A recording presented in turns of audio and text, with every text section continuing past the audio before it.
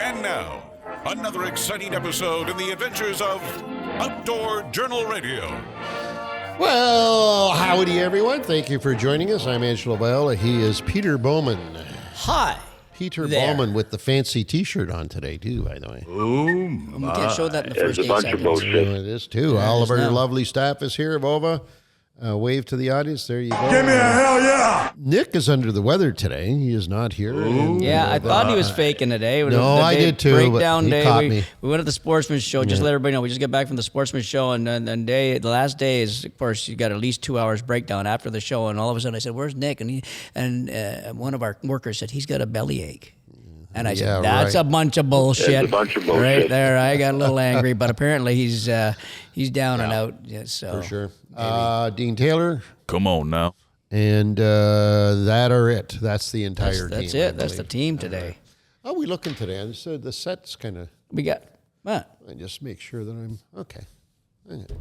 Seems a little, I'm looking a little dark for some reason. I don't know.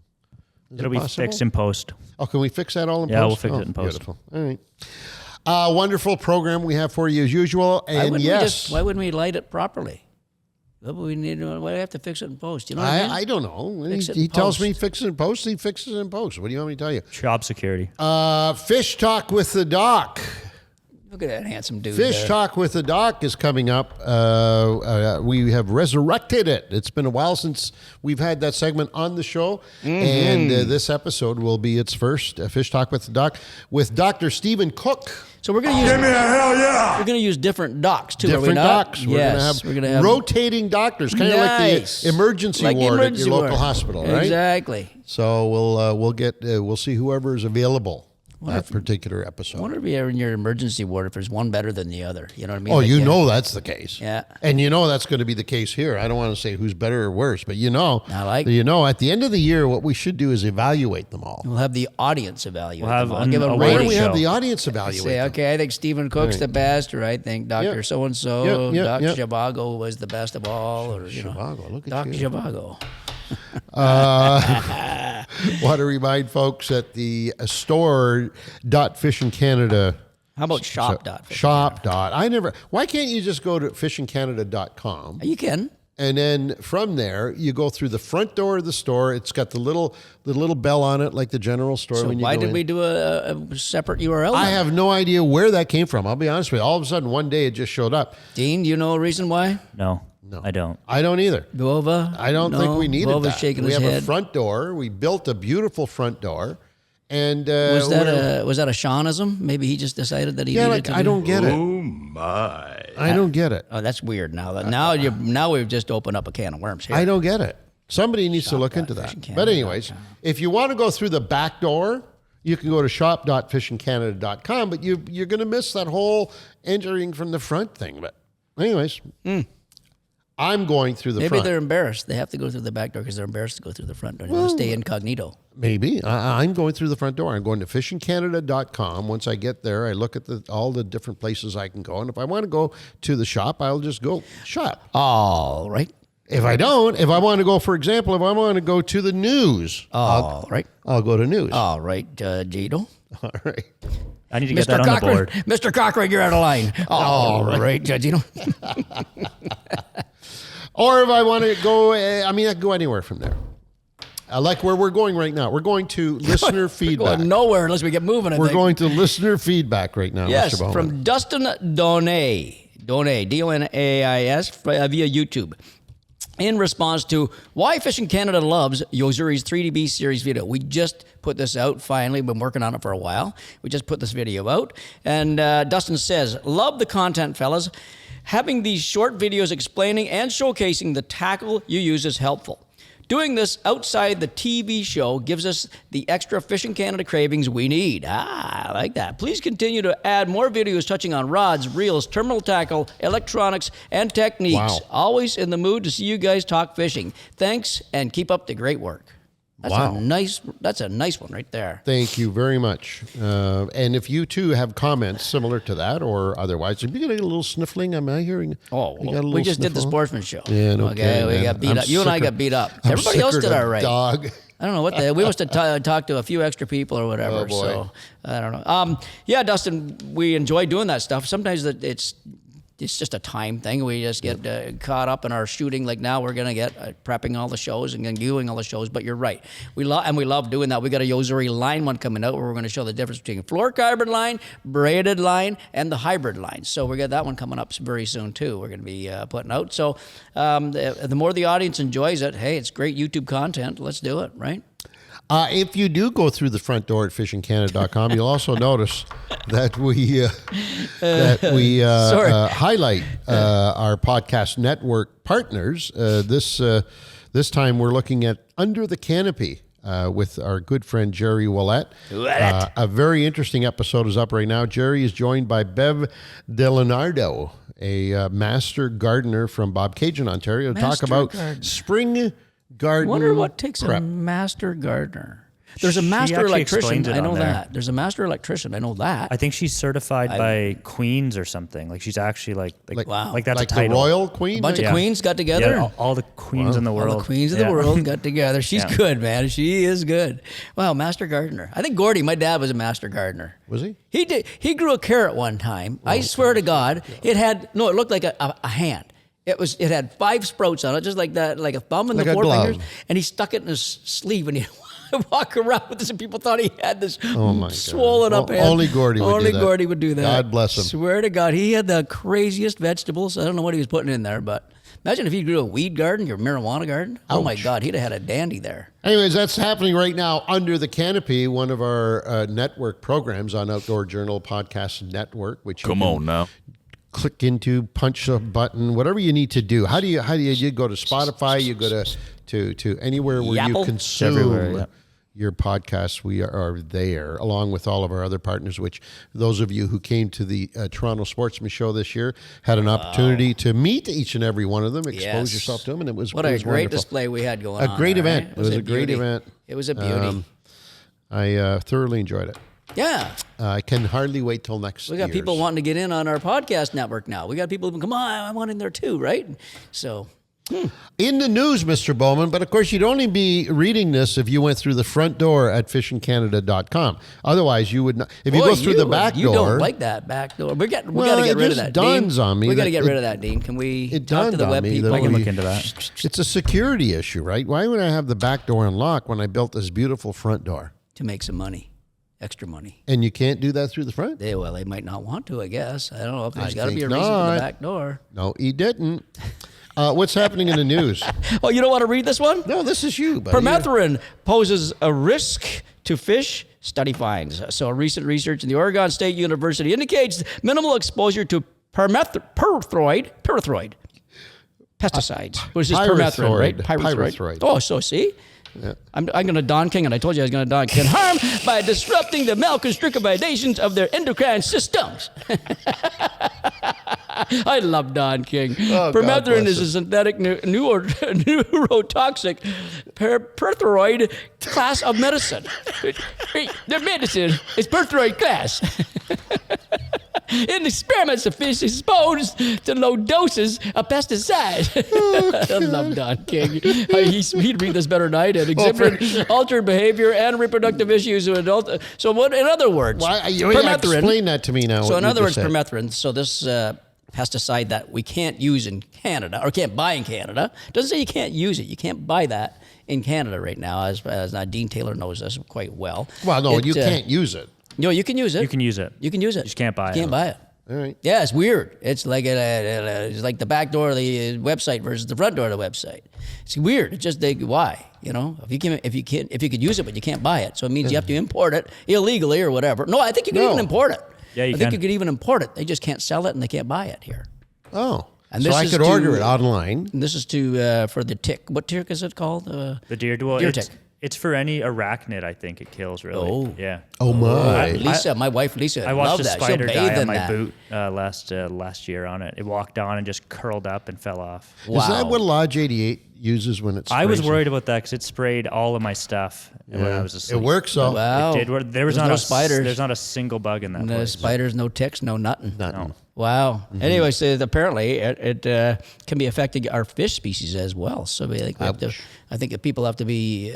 I think there has to be more studies done on it, obviously, right, before they can say don't use it, or whatever. But as of right now, maybe the right call is in Canada not being able to buy it. It's just a weird. It's a great read. And it's all happening on fishandcanada.com. And it's read by Don King. Remember, it's read by my buddy Don. Don and I did it. So the pesticides do not often discriminate between the target pests and because the milk stratification of the nation will not let it happen.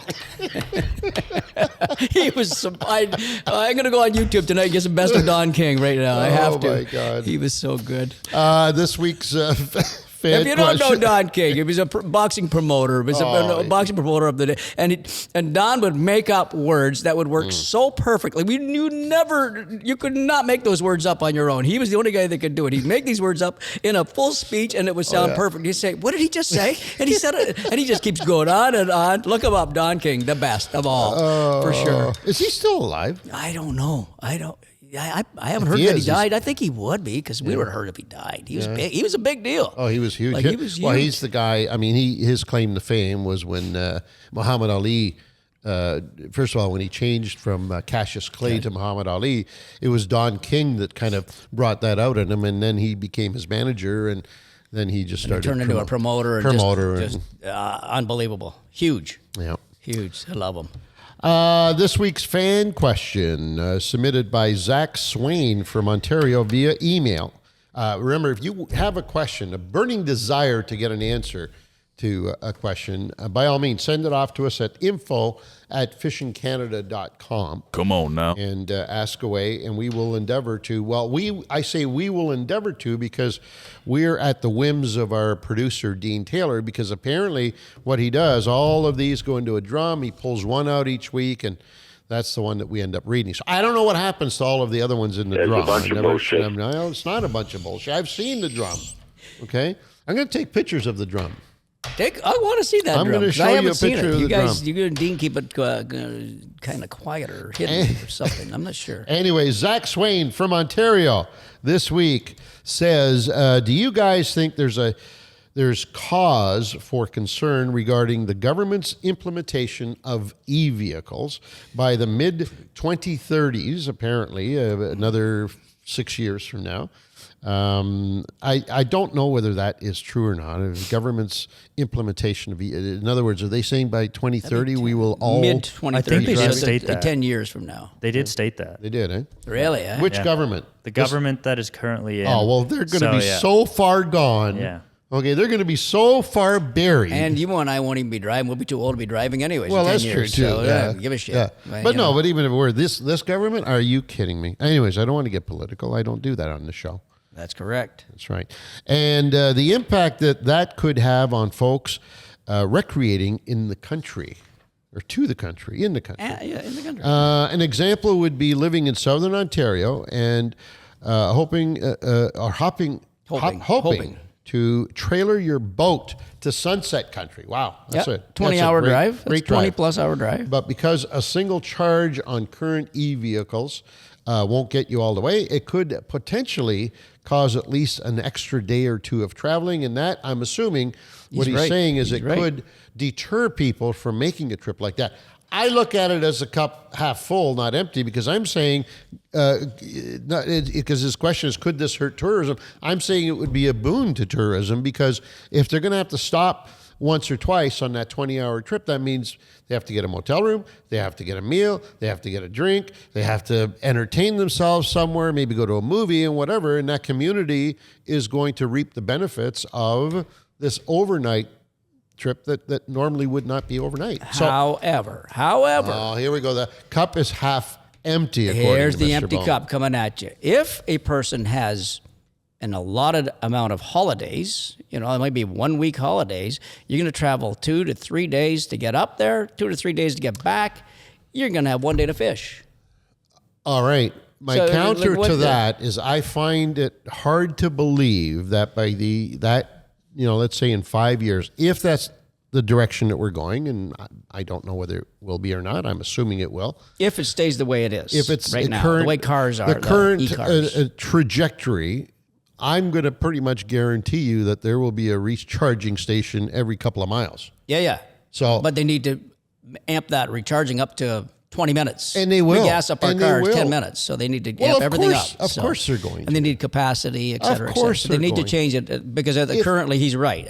Currently, why would you do it? I'm not going to do it. It already takes you 2 days to get up there in a gas vehicle. Yeah. 20 hours, 20 plus hours. Now it's going to take you 3. well, I'll tell you 4 why days. I'll tell you why you would do it, because it's going to mean the difference between $1,000 worth of gas and maybe a few $100 worth of electricity. That's why. Yeah. So think about it that way. Boy, there's You're going a to lot save of, yourself a ton of money. A lot of machoism going on in the e-vehicle world right now, eh, guys? The gas guys, big truck guys. What? There's a lot of memes out there right it's now. going It's to hilarious. be hard. It's going to be hard to make that transition if, in fact, we're going to be faced with it. It's going to be, for us, I know for us, it's going to be a tough decision to make. But if that's the way we have to go, that's the way we have to go. We'll They have to adapt. build a better ship. That's all. They have to make sure that they get these battery capacity's got to be higher, the charging's got to be faster, and then if it's just equal to these big V8s that we're running to pull these boats with, then perfect. I think they're almost there now. To Really? be honest with you, yeah. What they need to do, and I believe somebody's already come up with it. They have to make some sound. I think if the first company that comes out, and I think somebody has already done it, where it sounds like a good old fashioned, piston. I think internal Tesla has that combustion. option where you can pump it in. Like you Yeah. can pump it into the car Into to the make car? it sound like Yeah. it. Yeah. That's it right That there. is- That's all you need. I know that's all I need. That's hilarious. I Oh need my the sound God. of a great big Of your Camaro. V8 Of your Camaro. like my Zed. I want it sound of my Zed. If you could pump in that sound into an electric vehicle, I'm all in. I'm buying it. So let me know. By the way, he says, love the show. When will you guys get back to Nipegon? Cheers. That's a We're great gonna be question. doing that soon, buddy. We're going to be doing that real When was the last soon. time we were there? It's oh God. Way I before can't even- pandemic. Way before. Way Early before. 2010s, wasn't it? So 2010. Maybe, yeah. Because you guys maybe. were on that boat, the one that moves you around. No. That wasn't the last one? I did a Nipegon River one. I think that was the last one. Wasn't Mike one up on Miller my there, own. though? No, Mike was a previous show. Oh, okay. That we did, and the boat one was the Bowman Island Lodge. We went that was down, right, and right. that was basically Lake Superior, not Didn't Nipegon, you and I speak to somebody at the Toronto Sportsman Show who has just bought a piece of property near that Bowman Island Yes, thing? we did. And he's going to set up a lodge or Yes. something? Wow. Yeah. I know who it was. I don't know if I should say it, so I won't say it. But he bought a personal piece of property that's going to put one more cabin on to cater to anglers, just one cabin. Because this place that we're talking about that we shot years ago, you have to steam out. How long was that? Yep. Oh my It was a God. Well, long- it's the town of Red Rock if you look at a map, the town of Red Rock, Ontario, all the way out to the mouth of the Nipegon River and into Lake Superior, top end of Lake Superior. a long It was a haul. long chug. And we fished on the way. Remember? Yeah, We hit we the rainbow stopped. trout streams. Oh, That was was a the riot. best. Throwing jigs and crankbaits Oh, and stuff for man. steelhead. Wow. We had a riot. It was fun. So we'll get back up, bud. That's going to be, that's one of we love that destination. Nipegon it's such a cool place. So. Thank you, Zach Swain from Ontario, for asking that question. Once again, don't forget, if you would like to ask anything of us, Anything? anything. Oh, my. Oh, there you go. Anything of us, please do so at info@fishingcanada.com. Just drop us a line. You don't have to make it a fancy essay or anything.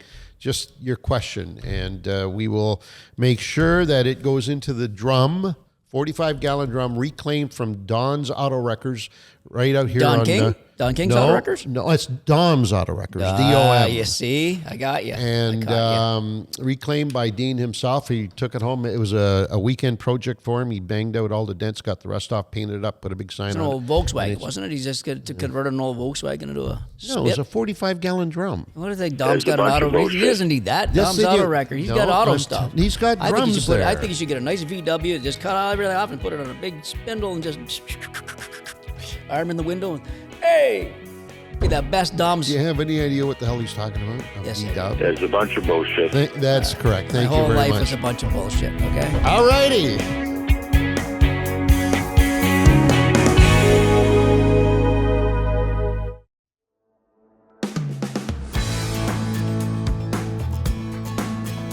The humble goldfish, everyone's favorite aquatic pet. It's small, easy to care for. What's there not to love? Even the cat may be mesmerized by the color and movements of your aquarium friends. Goldfish are great at home, but don't let them loose. Releasing goldfish or other domestic aquatic pets or plants into natural environments is harmful to both your pet and the planet. Goldfish disrupt ecosystems by outcompeting native species for food and resources in degraded habitats. They contribute to algae blooms, they kill aquatic wildlife, and pass viruses and diseases contracted in aquariums to wild fish. They could even live up to 40 years and grow as big as a football. Anglers, this is where you come in. If you find a goldfish at your local fishing spot, report it to the Invading Species Hotline or go online to eddmaps.com. Remember to never dump your live bait into the water and risk spreading other aquatic invaders. Keep our lakes free from invaders and don't let them loose.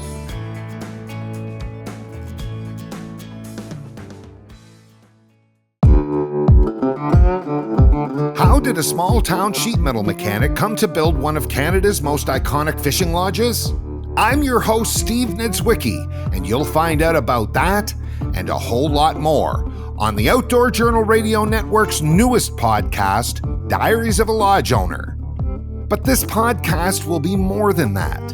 Every week on Diaries of a Lodge Owner, I'm going to introduce you to a ton of great people, share their stories of our trials, tribulations, and inspirations. Learn and have plenty of laughs along the way. Meanwhile, we're sitting there bobbing along trying to figure out how to catch a bass. And we both decided one day we were going to be on television doing a fishing show. My hands get sore a little bit when I'm reeling in all those bass in the summertime, but that's might be from more fishing than it was punching. You so confidently you said, "Hey Pat, have you ever eaten a drum?" Find Diaries of a Lodge Owner now on Spotify, Apple Podcasts, or wherever you get your podcast. And now it's time for a little fish talk with the doc. Our in-house specialist, Dr. Stephen Cooke, joins us again. He is the biology professor at Carleton University and has published over 700 peer-reviewed papers. I haven't even published 700 papers, never mind peer You can't even write 700 words in an article. Come on now. Hey, Stephen, how you doing? Hey, I'm well, thanks. How are you? Good, thank you. Good. Thanks for joining us again. We've got an interesting topic for you this time, as apparently the social media network is a buzz with the question of what is this early spring weather going to do to fish in general, in particular, maybe even bass, which I know is your area of expertise. What say ye on that? Okay, well, let's just quickly paint the picture, because this is the fish in Canada, right? So we need to think beyond just Ontario. Right. So I just got off the phone with some colleagues in British Columbia, and they have about 60% of the snowpack that they usually would have at this time of year. Pretty dry throughout the rest of the country. The exception this year are our friends out east. You may recall they got some places got over a meter of snow in 24 hours and so on. So there are a few places out east that are doing quite well and still feeling rather wintry. But for most of us, we're already in spring mode. I don't know about you, but I've got the bikes out already, and there's not a snowflake to be found on the ground right now. And that certainly has implications for fish. Let's just start here in Ontario, which is where we're based. So we had very little snowpack, and the snowpack we did have disappeared very quickly over the last 3 weeks or so. And in particular, that last week of February, first week of March, it was ridiculously warm. It was so warm, in fact, that even though that snow melted, instead of it going into the ground or into the rivers, which is normally where that water would go, much of it was evaporated and went directly up into the atmosphere. So even though we had some snowpack, it didn't end up recharging the groundwater aquifers. It did not end up in the wetlands. It did not end up in our rivers or lakes or reservoirs. And so not only do we have an early spring, but we're on track for a summer where water might be getting pretty skinny in places. So and that's not good. Fish need water the last time I checked. That's the one thing I'm pretty certain of. Why, Stephen, does that snow evaporate that instead of sinking into the ground? Is it because the ground's frozen still, or what's the reasoning for that? It was simply because it was so hot, and it was also fairly dry in the atmosphere. So it wasn't, normally you have, it's 1 degree, 2 degrees Celsius, a couple degrees above freezing. And so you get that slow melt and things seep into the ground. Instead, we had days that were 14, 15 degrees Celsius, children running around with short sleeve shirts and shorts on, frolicking as if it was mid-May. And it simply was so warm that it evaporated and went up instead of going down. Okay. Now, normally when we have which we have had high water levels during the spawn and various parts of the country. Normally when that happens, it's good for fish because they have more spawning areas, right? I remember one time we were on Lake Champlain doing an early season program. Oh, man. Yeah, and we were that. fishing, Stephen, the waters had pushed up so high, they were in trees, places where normally they were trees. And we were in these trees, and you see little fry balls all over the treetops. Yep. So what it meant was there was more spawning area for fish to use, which was beneficial. But of course now, with the water level being this low, and it promises to be even worse in the next few weeks to month, that's going to eliminate a lot of these spawning areas. It's going to force fish to maybe get a little smaller range for areas, especially walleye. For where they can spawn. That's probably the biggest concern. Yeah, absolutely. Something we're certainly worried about. And along with that, think about our pike and musky. Most of them spawn in areas that are dry for 9 months of the year. Whether it be a dry ditch or that floodplain area, those are the areas that are so important for those species. And at least the waters around Ottawa right now, our rivers are full, but they are not overflowing. And considering our snowpack is gone, the potential for a freshet, that spring freshet that we normally have, it's gone. So that will dramatically reduce the available spawning habitat for key game fish, including some of our favorites. Stephen, what about right now, as we're speaking, is March 20th right now. The steelhead have been running up. Let's say the Ganaraska River is a great example. They've been already started early on that. Is the rivers that steelhead are spawning in, are they going to be affected as well by all this? Or it seems like there's a good flow in these rivers. I went over and looked not that long ago. It seems like there's a good flow. What is their spawn going to be like? Yeah, steelhead are pretty motivated as fish go. Right. They're also super strong swimmers and jumpers.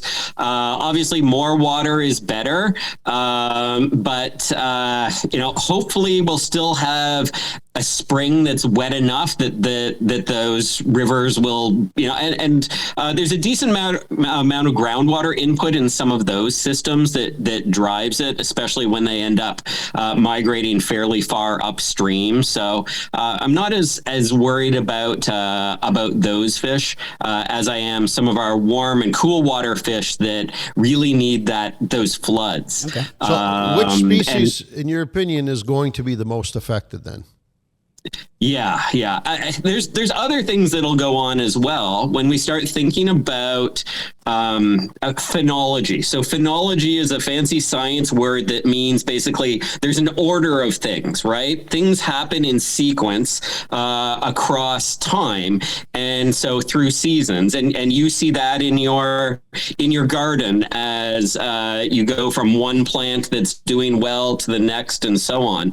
And the same thing happens in any freshwater ecosystem. There's a series of events that happen in a rather repeatable manner from year to year to year. And when you take things and accelerate them, and that's what warmer water temperatures, which is we're starting to see already. Water temperatures are starting to go up. Basically, winter disappearing. That advances everything. So we think we're about 20 days ahead. That's based on ice out, where we saw ice out on a lot of the lakes in the Ottawa area 20 days earlier than average, and the earliest on record for many of these systems. It was a pretty grim ice fishing year for many, pretty short at least, and that whole phenology, that system can get out of whack. And so what I mean by that is, even if you have a fish that reproduces and maybe, and they have lots of babies, maybe it ends up being a good year for them, they still need to eat. Those babies need to eat. And if you get off cycle from the phytoplankton or the zooplankton or another fish that's reproducing, and that's the food for those babies, that's a problem. So, and the way that things can get off kilter, because you might think, well, the whole system will reset and go about it, in that same order. Water temperature isn't the only cue that's used by organisms. So we have the sunlight, day length. So, and we know that, so these animals are being exposed to different day-night cycles than they would be 20 days from now.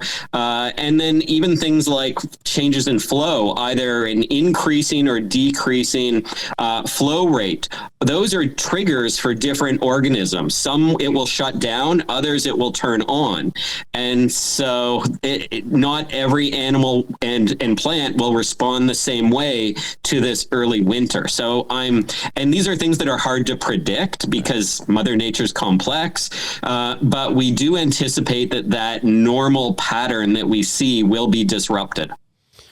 Now, we've got in our notes here to talk about an interesting part of this whole early spring thing, and that is weeds and how this might affect them, which in turn will affect everything that you just talked about, the microorganisms that are vital for life in freshwater as well. What's happening to the weed growth? Yeah, so it's going to start earlier. Weeds are important habitat for fish, certainly, but too many weeds is also problematic. And so if we end up with too many weeds in not enough water, we get very choked systems. And there's the odd species that loves that. And that's, you think about bass in the slop, but they still need a certain amount of water. And there's only a few species that truly exploit those really shallow, super vegetated areas. For a lot of fish, they get displaced, they get pushed out, and they have to find other areas. So that means more open water habitats where there's further from shore, different food items, more predators, and so on. So we expect to see a cascade there as well. Stephen, Right. Going back to the low water and walleye, is there one that's affected more than others by either the walleye that are spawning up rivers in currents versus walleye that are spawning on the shore? Is one more in jeopardy than the others with this low water, or is it all the same? It really comes down to if we're talking about a lake-like system, if it's a regulated lake. And so if you think about something like the Rideau Canal or the Kawarthas, the Trent Severn system, and I know it's a canal, so it has river-like elements, but it's also a heavily managed system where some lakes store water, and then that water is let out over the season to provide adequate flow over the course of the year for navigation, maintaining water quality, and so on. So in those heavily managed systems, they're trying to accumulate water now so that they can let it out. So in reservoirs, many of them aren't full. In fact, they're quite low. And so that's going to be problematic later on, but it's also problematic for our fish like walleye today. And I know it's weird to think about places like Big Rideau Lake or Rice Lake as reservoirs, but in many ways they they are, because of the infrastructure that we've put on place. I'm not talking about them being systems like you can drain entirely, like something like Guelph Lake or Guelph Lake Reservoir or Conestoga Lake Reservoir, but they still can vary over a meter and a half in depth. And when you get rid of that, or if you don't have the water in those systems, that will leave some of those habitats exposed. Plus, you don't have the water to release into the downstream reaches that might be more river-like. So it's both. It's both the fish that are in lakes and reservoirs, as well as those that are in the riverine systems. Okay. I hate the guy who's sounding like I'm going to downplay this whole change in our weather patterns. But, I do want to point one thing out, and let's talk about bass in particular. We do know that bass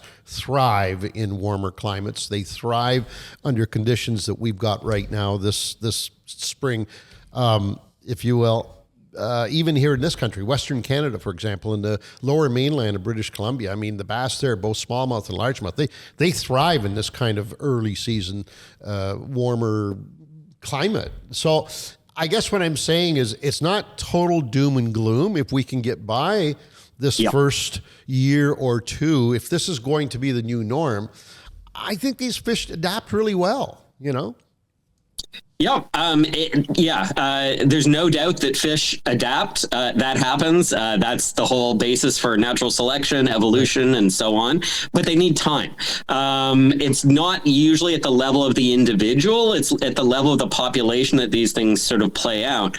And you need time for the next generation. And we're talking about something like bass. We're talking about animals that live 12, 15, 20 years. So, the fish the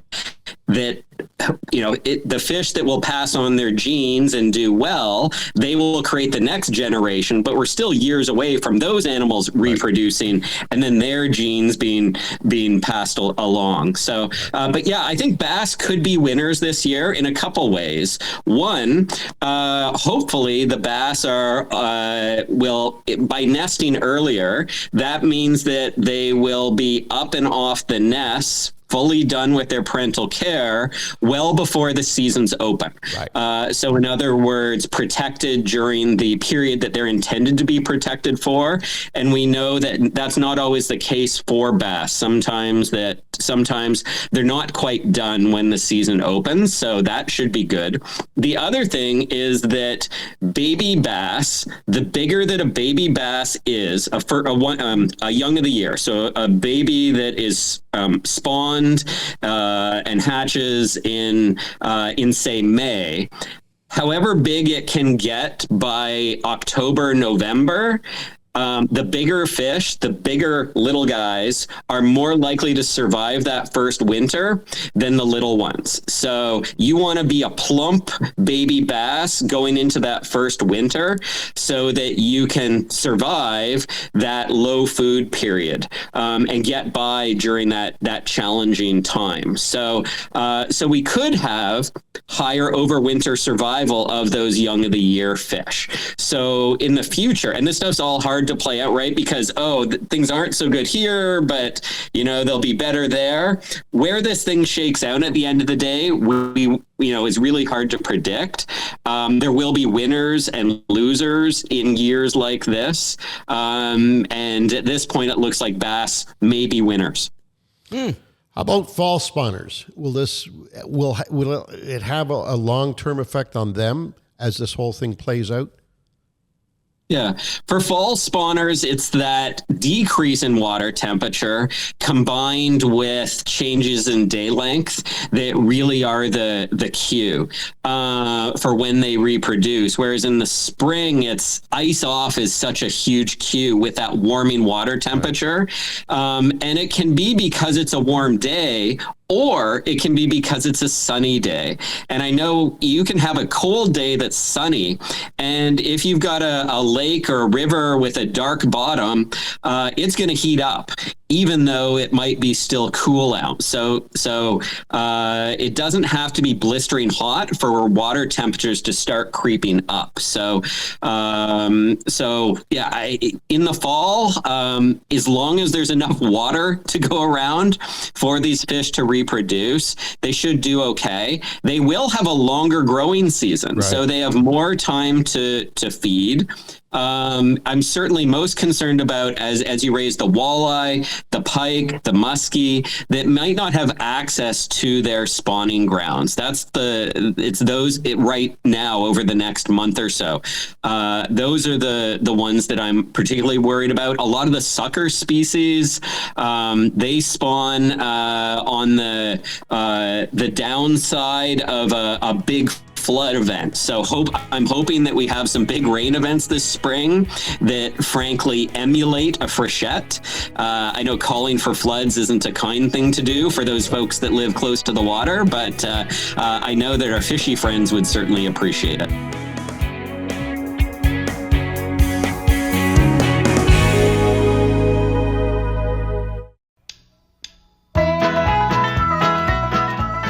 We interrupt this program to bring you the much anticipated bonus code for the latest Fishing Canada giveaways. This week's code is FISHERY. That's fishery, all capital letters, FISHERY. Just type that in the bonus code section of the contest and receive 100 free entries towards all our current giveaways.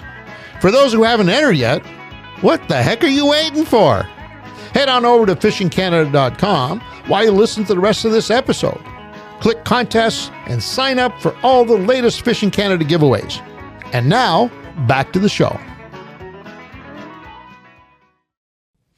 You guys, both you guys, do you think that if this is an ongoing thing, this is global warming, whatever you want to call it, which it probably is, do you think our M&R will change seasons accordingly? Will they have to adapt, make the fall spawners for sure? They have to cut that off even earlier because these fish might be spawning earlier. And just maybe, if these spring spawners are spawning all earlier, can they shift backwards a little bit and say the season can open now a week earlier sort of thing? Wonder if that will happen. Anybody have opinions on that? That would be logical, would it not, Stephen? Yeah, and we call that future proofing. So the idea that the regulations of today need to be considered through the lens of tomorrow, and tomorrow is here today. Not to get too philosophical here, but the reality is that we're starting to see weirder weather. And global warming doesn't always mean warmer. It means more variable. So we're going to have some years, we're probably, 2 years from now, we'll have the same conversation about how we're in the deepest freeze we've ever been in. And, ice huts are out till mid-May. And we'll be scratching our heads and talking about how that's bad for fish and fishing. So the reality is it's going to be all over the place. It's going to be very inconsistent. And this is, I think, a good example. That's a great lead into my next comment, which is the throw to the next time we get together. The reality is that right now, these fish are going to want to spawn earlier because of all the conditions that you just articulated. So they're going to be stepping it up a little bit. But unfortunately, we've got some new regulations in this part of the world that now allows us to do what we thought was going to be pre-spawn fishing for bass. That, to me, looks like two forces that are about to collide. Or am I just overstating it? You're correct. You're absolutely correct. So you're talking about some of the changes in regulations that occurred a few years ago in Lake Ontario and the St. Lawrence. And they extended the season to provide greater protection into sort of late June, early July to make sure that they were protected on the back end. But this year, we may have missed the boat there. And so the first week or two of the spawn, might be something where those fish are exploitable, legally exploitable. Big time. So it's be May 10th, I believe, right, as the closing day. Yeah. So we're predicting that smallies could be in the full spawn May 10th on Lake Ontario. Is that what we're saying? I think so. It's possible. Yeah. It's really possible. And I say this as as a biologist scientist that normally our students start May 1st, our summer students. So we've been struggling to find folks that are available and willing to throw on a wetsuit in April 15th, April 20th, and get out there. Right. We do a lot of work on some of the shallow lakes in the Rideau system, Lake Nipegon. It would be surprising if those fish are not reproducing at some point, in the early 20s of April. So we're getting our boats in the water next week. We are we're in purchasing mode, buying everything we need, and it's certainly accelerated. We're trying to get the permits that we need in hand several weeks before normally we would be even paying attention. So this is definitely a curveball. It certainly is. And that's why the next Fish Talk with the Doc, we want to talk to you about that. We want to talk to you about pre-spawn bass fishing and what effects this might have, this new, hopefully not trend, hopefully a one of, or we've got an early spring like we do this year. But we want to talk to you about the effects on what that could lead to. Yeah, sounds great. And, one thing that we haven't talked so much about is how does this early spring affect fishing itself? And, so again, kind of a dismal ice fishing season for many, and unsafe towards the end, unfortunately. But I've been out with the bait caster in the front yard already, and attaboy. Yeah. I think the tackle shops are going to benefit from some early spring season. You were just at at a bunch of different shows. Yeah. I imagine that they were pretty busy. It was a banner year at these shows, so folks were definitely pent up and waiting to get out, and you could see it in their face. You could tell the way they were talking. Saturday was They're crazy. Just ready to go. Just ready to go. Yeah, it's not, people aren't going to wait till the May 2 to open their cottages and get out on the water. You're right. And so that's the bonus. It's more time on the water, more time to enjoy nature, to connect with friends and family, and to catch some fish.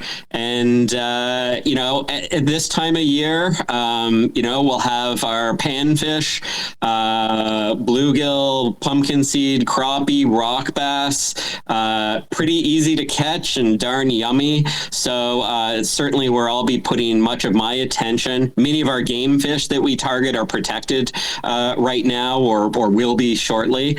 But I plan to do some early season pan fishing and from a boat. Usually I'm doing it from shore. I haven't launched my boat early in the season, but this year it's going in soon. What very quickly, Stephen, my buddies have been on the Lake Ontario, Bay of Quinte area. That water's already hitting 44 degrees at times. Would those walleye already be spawning right now or very, very close to it? Probably getting close, but it's not just water temperature. They do need to be, there are other cues that matter, and that day length in particular. So, and that's to in many ways that system is intended to protect fish so they don't make a bad decision.